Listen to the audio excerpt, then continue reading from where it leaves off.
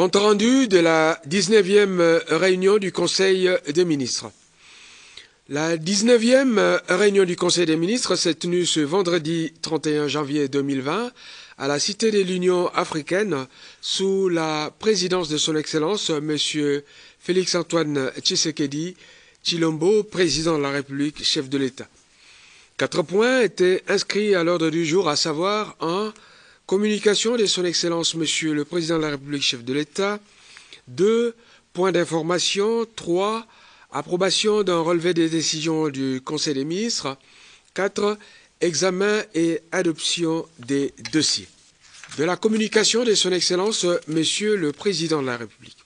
Le Président de la République a axé sa communication sur 4 dossiers dont les actions ont commencé et pour lesquels il a donné des orientations pour la suite. Il s'agit des actions en rapport avec les secteurs suivants. 1. Enseignement supérieur et universitaire.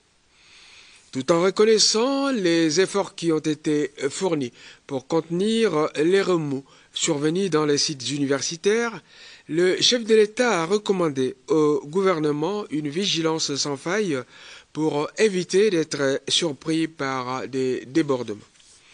D'autant plus que, selon les enquêtes qui ont été menées, certaines manifestations estudiantines ont une origine totalement étrangère aux motivations académiques. 2. Climat des affaires.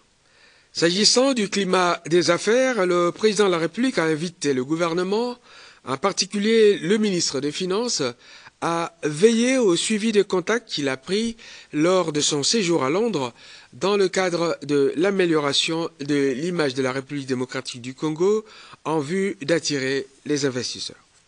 3. Santé. Par rapport au coronavirus, le chef de l'État a attiré l'attention du gouvernement sur l'urgence à prendre les dispositions qui s'imposent afin de protéger la population contre cette épidémie. Cette précaution est d'autant plus justifiée que cette épidémie a été déclarée par l'OMS urgence mondiale et que la RDC entretient des échanges très étendus avec la Chine dans plusieurs secteurs. 4. Justice. Le chef de l'État a fait état des enquêtes en cours dans plusieurs entreprises qui ont été publiées dans les médias. Le président de la République, tout en reconnaissant le bien fondé de cette opération qui vise à lutter contre la corruption et la fraude, a recommandé que cela ne puisse pas paraître comme des tracasseries préjudiciables au climat des affaires. Il faut, a-t-il conclu, que la procédure et les droits de la défense soient respectés. Point 2. Point d'information. Vice-premier ministre, ministre de l'Intérieur, Sécurité et Affaires coutumières. Premier point, État et administration. Le premier point concerne l'état d'esprit de la population. Cet état d'esprit est dominé par les actions menées par le FARDC contre les groupes armés à l'Est et les interrogations de la population en ce qui concerne l'épidémie à coronavirus apparu en Chine. Point 2. État sécuritaire. Les principaux groupes armés en débandade à la suite des offensives menées à l'Est par les FARDC semblent se résoudre à de petites incursions meurtrières à l'égard des populations qui ont commencé à regagner leurs habitations après des victoires de nos militaires. On signale dans le Tanganyika la résurgence du conflit entre les Pygmées et les Bantous ayant conduit notamment aux représailles de ces derniers contre les premiers cités avec un bilan d'un mort Bantou et 5 Pygmées.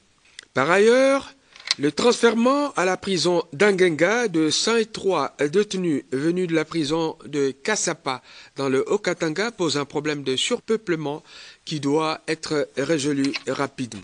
En ce qui concerne les aspects sociaux, on notera que bien que le mouvement se souffle, on observe une effervescence dans certaines institutions universitaires de Kinshasa consécutive à la hausse des frais académiques. C'était le cas à l'ISC, à l'ISP Gombe, à l'ISTA Kinshasa et à l'ISTM Kisantu, au Congo central, ainsi qu'à l'ISTM Gungu dans le Kwilu. Ministre de la Défense nationale et ancien combattant. Communication. Situation sécuritaire. La situation générale demeure relativement calme et globalement sous contrôle sur l'ensemble du territoire national. Quelques faits saillants peuvent par ailleurs être relevés. 1. Intensification des patrouilles mixtes FARDC-Police pour faire face au banditisme à main armée qui persiste dans le Haut-Katanga. De grands bandits arrêtés et jugés ont été transférés vers la prison d'Angenga dans la Mongala. 2. Il faut constater que 62 civils ont été tués par les ADF dans les champs de 3 villages isolés dans le nord, précisément dans la cité de Isha. On noterait également que le démantèlement des réseaux de collaborateurs et autres agents par les FARDC se poursuit grâce aux informations fournies par des ADF capturés. Et 4. Dans le sud Kivu, on notera la poursuite des opérations de ratissage des FARDC contre des éléments résiduels du CNRD. Par ailleurs, la situation sécuritaire de Minembwe reste tendue et mérite une recherche de solutions dans une approche globale, c'est-à-dire militaire, politique, socio-économique, voire diplomatique. Ministre de la fonction publique. Le ministre de la fonction publique a exposé sur le rapport final des travaux de l'atelier résidentiel sur l'application de l'IPR et l'évaluation des engagements sociaux, gouvernement, banque syndicale, composé de l'INAP, du SINAMED et du SIMECO. Il vous souviendra qu'un atelier résidentiel sur la retenue à la source de 15% de l'IPR a été organisé à Bibois, à Kinshasa, du 21 au 25 janvier 2020, consécutivement à la décision du Conseil des ministres du 10 janvier 2020 entre le banc syndical, composé de l'INAP, SINAMED et SIMECO, et le gouvernement. Les principaux résultats de ce conclave peuvent être résumés comme suit. 1. La retenue effective de 15% à titre de l'IPR sur les rémunérations de tous les fonctionnaires et agents de l'État. 2. La mise sur pied par la fonction publique de la commission mixte devant statuer sur le volet administratif de désirata des agents, fonctionnaires et médecins. 3. L'alignement via le budget de 800 médecins sur les 3000 programmés pour la mécanisation en 2020 au titre de prime de risque avec un accent particulier pour ceux habitant les provinces. 4. Le paiement à l'huissier du complément de 65% dès le second trimestre de l'année, conformément au protocole d'accord signé entre l'INAP et le gouvernement en 2018, et ce pour atteindre le montant de $150 en décembre 2020. La régularisation de la situation administrative des agents fonctionnaires et des médecins à travers des négociations, la titularisation et les avancements en grade. La convocation imminente de l'atelier sur la mise sur pied de la politique salariale des agents et fonctionnaires de l'État. Le gouvernement a pris acte des revendications des syndicats relatives à la situation de certains responsables syndicaux qui ont eu des problèmes avec la justice. Elles seront examinées au regard de leur conformité aux lois de la République. Le Conseil des ministres a adopté le rapport relatif à cet atelier et a salué la sagesse, la maturité et le patriotisme dont le banc syndical a fait montre tout au long de cet atelier. Le président de la République a également félicité la délégation gouvernementale pour la manière dont elle a négocié et conclu ces discussions. Point 3. Approbation d'un relevé des décisions du Conseil des ministres. Il s'agit en l'occurrence du relevé des décisions prises lors de la 18e réunion du Conseil des ministres du vendredi 24 janvier 2020. Ce relevé a été adopté moyennant amendement. Point 4. Examen et adoption des dossiers. Premier point, dossier concernant le vice-premier ministre, ministre de l'Intérieur, Sécurité et Affaires coutumières.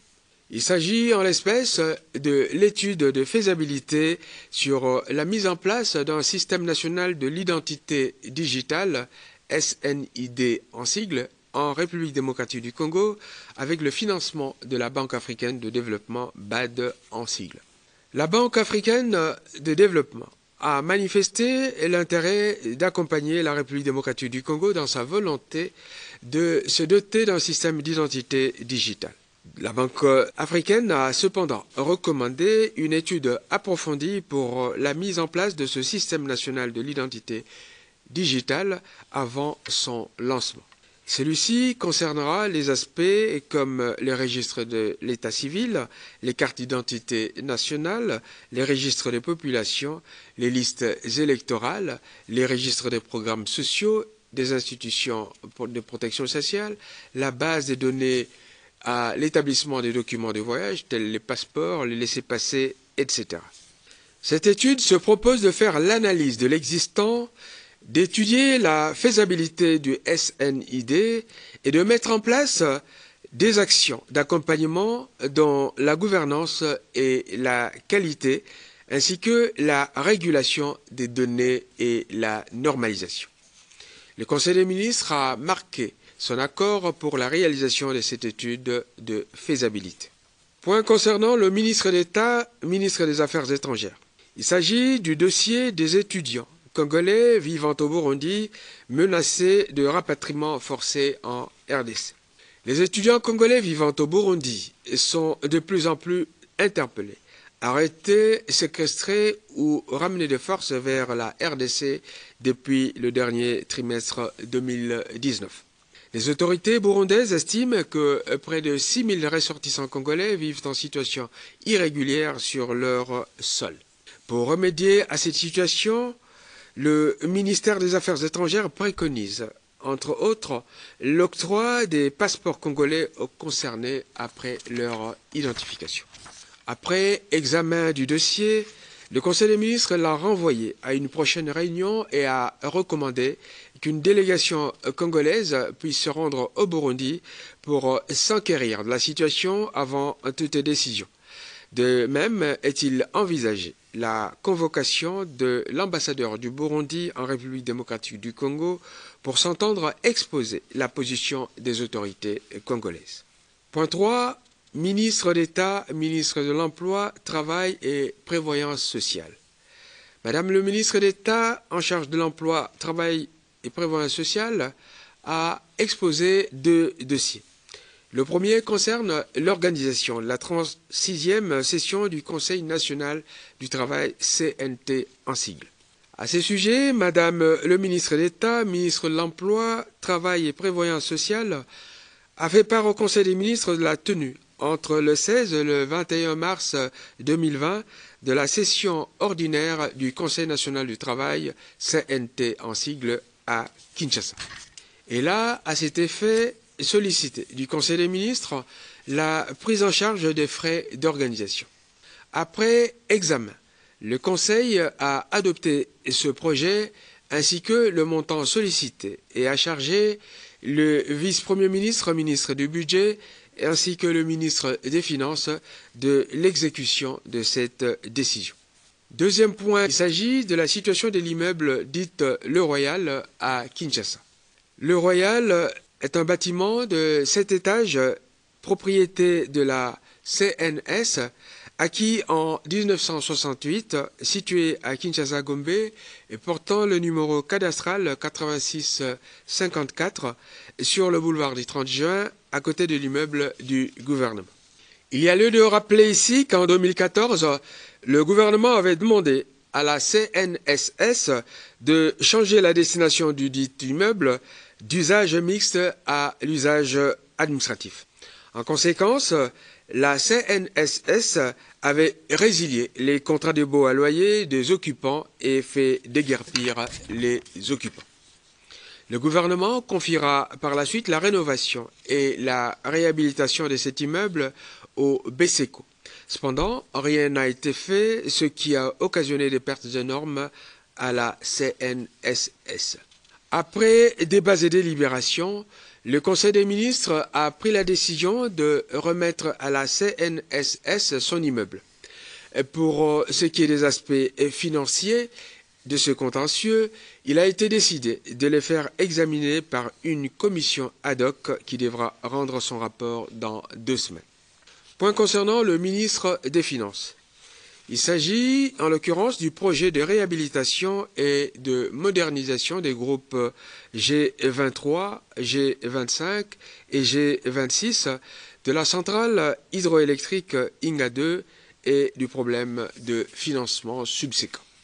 Le ministre des Finances a présenté au Conseil des ministres le projet de réhabilitation et de modernisation des groupes G23, G25 et G26 de la centrale hydroélectrique Inga 2 dont la SNEL SA et la China National Electric Engineering Co. Limited, CNEEC en sigle, s'attelle à l'accomplissement des formalités administratives en vue de sa mise en œuvre.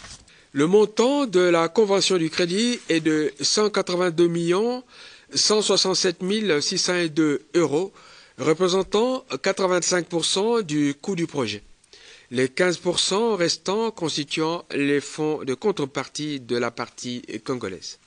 La réalisation de ce projet apportera des avantages suivants.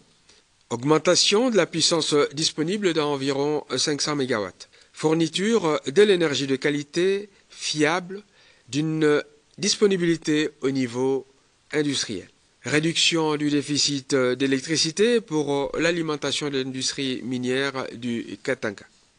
Suppression des délestages dans la ville de Kinshasa. Stimulation de l'activité économique du pays. Des conditions conformes aux exigences du Fonds monétaire international. Après débat et délibération, le Conseil des ministres a adopté le projet et a autorisé le ministre des Finances de signer le contrat. Le Conseil des ministres a également chargé le ministre des Finances de suivre les négociations en cours avec le Japon sur la réhabilitation du groupe G24 d'Inga 2. Point 5. Ministre de la Recherche scientifique et Innovation technologique. Il s'agit d'un dossier concernant l'organisation d'un séminaire de renforcement des capacités des experts congolais du Centre national de télédétection, CNT en sigle, du ministère des Mines et du Conseil national de sécurité. Le ministre de la Recherche scientifique et Innovation technologique a présenté au Conseil des ministres l'organisation prochaine d'un séminaire de renforcement des capacités des experts congolais du Centre national de télédétection, du ministère des Mines et du Conseil national de sécurité. Il a rappelé à ce sujet que la création du Centre national de télédétection avait pour but de disposer d'un établissement public capable de fournir au pays des informations fiables et précieuses sur son sol et son sous-sol à partir des données satellitaires. C'est dans ce cadre qu'à la suite de la signature du dit document cadre de partenariat avec le Japon dans le domaine des satellites, ainsi que de la visite du chef de l'État au Japon du 28 au 30 avril 2019, qu'une équipe de formateurs japonais de la JICA séjournera à Kinshasa du 4 au 20 juin 2020. Elle procédera au renforcement des capacités des experts congolais des ministères de la Recherche scientifique et Innovation technologique, des Mines et du Conseil national de sécurité. Après débat et délibération, le Conseil des ministres a approuvé le dossier présenté par le ministre de la Recherche scientifique et Innovation technologique sur l'organisation de ce séminaire. Point 5. Ministre des Actions humanitaires et Solidarité nationale. Il s'agit du plaidoyer sur les besoins et priorités humanitaires de la République démocratique du Congo à la réunion des États membres des Nations Unies à Genève du 2 au 3 mars 2020. À ce sujet, le ministre des Actions humanitaires et Solidarité nationale a soumis au Conseil des ministres pour approbation le plaidoyer des besoins et priorités humanitaires de la République démocratique du Congo à présenter à la réunion des États membres des Nations Unies qui se tiendra à Genève entre le 2 et le 3 mars 2020. Après débat et délibération, le Conseil des ministres a approuvé les éléments de ce plaidoyer et a chargé le vice-premier ministre, ministre du Budget, le ministre des Finances ainsi que celui des Actions humanitaires et Solidarité nationale de se concerter pour sélectionner les dossiers auxquels des réponses doivent être données lors de la caravane humanitaire prévue avant la réunion de Genève. Communication du conseiller spécial du chef de l'État en matière de santé concernant le coronavirus apparu en Chine. Il a été invité pour faire la lumière concernant cette épidémie. De son intervention, on peut retenir ce qui suit. L'OMS a décrété cette épidémie comme étant une urgence mondiale. 20 pays sont concernés présentement et sont tous hors d'Afrique. Il n'existe pas encore de traitement contre ce virus. Après cet exposé, le Conseil des ministres a décidé des mesures suivantes. 1. Les Congolais sont invités à s'abstenir de voyager pour la Chine jusqu'à nouvel ordre. 2. Un comité multisectoriel de suivi de l'évolution du coronavirus est mis en place. Il est composé des ministres de la Santé, des Affaires étrangères, de la coopération internationale, du transport et des affaires sociales. 3. Ce comité examinera, entre autres, la possibilité de rapatriement des compatriotes présentement en Chine qui pourraient être exposés au risque de contamination. Commencée à 11h55, la réunion du Conseil des ministres s'est terminée vers 17h32. Je vous remercie.